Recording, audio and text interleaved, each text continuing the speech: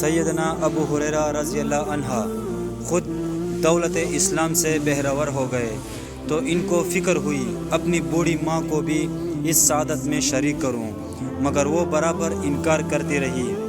ایک دن حسب معمول ان کو اسلام کی دعوت دی تو انہوں نے شان نبوت میں کچھ ناروا الفاظ استعمال کیے۔ ابو ہریرہ رضی اللہ عنہ روتے ہوئے حضرت صلی اللہ علیہ وآلہ وسلم کی خدمت میں حاضر ہوئے اور یہ واقعہ بیان کر کے ماں کے اسلام لانے کے لیے طالب دعا ہوئے۔ رحمت عالم صلی اللہ علیہ وآلہ وسلم نے دعا فرمائی، یا اللہ ابو ہریرہ رضی اللہ عنہ کی ماں کو اسلام کی ہدایت دے۔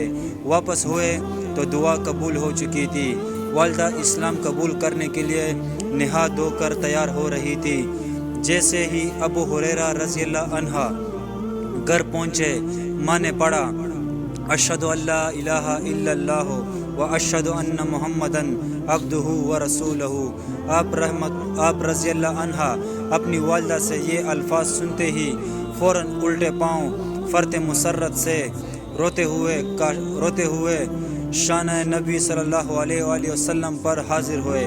عرض کیا، یا رسول اللہ بشارت ہو، آپ کی دعا قبول ہوئی، اللہ نے میری ماں کو اسلام کی ہدایت بخش دی۔ سیرت صحابہ رضی اللہ عنہ جلد 2، صحیح اسلامی واقعات، صفحہ نمبر 60-61۔